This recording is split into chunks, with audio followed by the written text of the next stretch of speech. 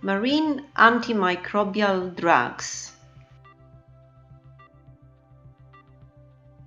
Despite the tremendous progress in human medicine, infectious diseases caused by bacteria, fungi, and viruses pose a major threat to public health, especially in developing countries where the access to medicine is limited. Due to excessive and improper use of antibiotics, the antibacterial agents lost their effectiveness and the resistance to pathogens emerged. Nowadays, infectious diseases are listed as the second cause of death worldwide. Unfortunately, there are only few antimicrobial agents in the drug discovery pipeline. In this lecture, I will present some examples of marine-derived natural products which may act as templates for the design of new antiviral and antibacterial drugs. The main marine producers of antimicrobial agents belong to sponges, bacteria, fungi, algae, mollusks, and tunicates. The metabolites produced by marine sponges present an exceptionally high incidence of strong antibacterial and antiviral activities. Spongiuridine, an arabinose-containing nucleoside, was originally isolated in 1950 from the Caribbean sponge Cryptothea crypta. Unlike other nucleosides, spongiuridine occurs in sponges in a free form, which led scientists to hypothesize that it plays a role of defense agent for these organisms. The modifying form of the nucleoside, called vidarabine, ARA as a trademark, was approved by American and European agencies as the first antiviral agent. Currently, for commercial use, vidarabine is obtained from Streptomyces antibioticus.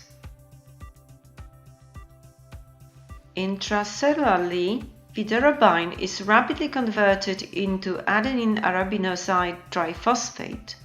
This activated form of the drug inhibits DNA polymerase and DNA synthesis of herpes virus, vaccinia virus, and varicella zoster virus.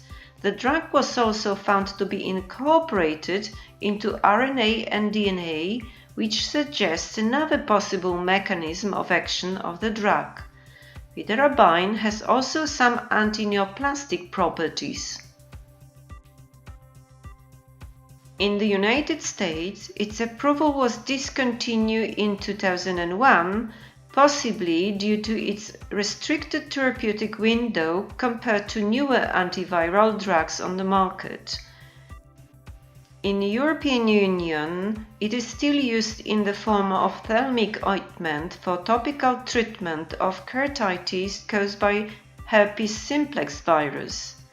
The discovery of ARA and its mode of action was of crucial importance for the development of other nucleoside-containing antiviral drugs, such as acyclovir.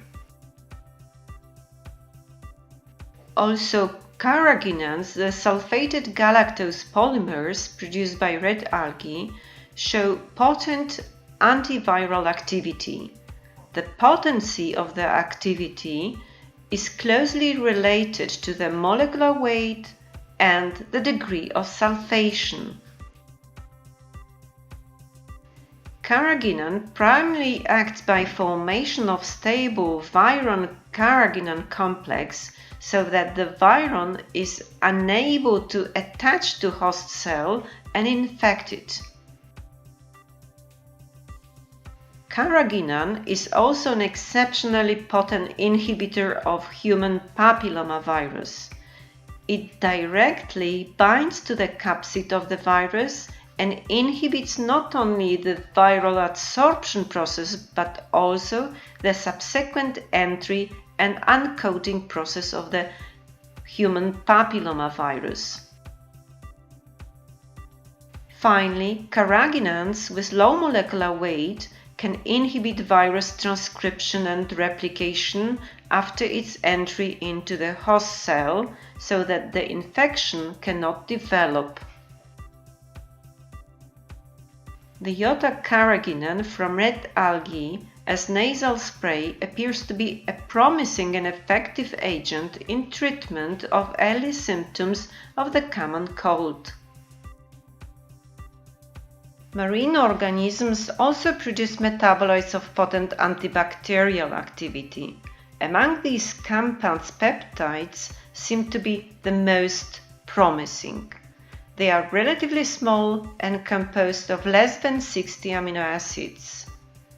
Based on structural features and biochemical characteristics, most of the peptides can be classified into linear alpha helical peptides, linear helical or non-helical peptides with abundance of one amino acid, peptides forming hairpin-like beta sheet or alpha-beta mixed structures stabilized by intramolecular disulfide bonding, or cyclic peptides.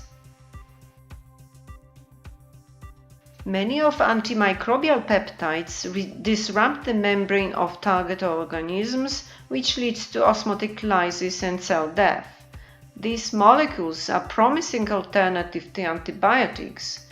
They are active against dormant bacteria, which can usually survive high concentrations of antibiotics. Antimicrobial peptides can also act on intracellular targets, inhibiting cell wall synthesis, nucleic acid synthesis, and also the synthesis and activity of proteins. What is important, the antimicrobial peptides may play multifunctional roles. Apart from antibiotic activity, they can act as immune modulators and anti-cancer agents. Owing to the broad spectrum of activity and to the fact that they may overcome the antimicrobial resistance, marine antimicrobial peptides are promising drug candidates.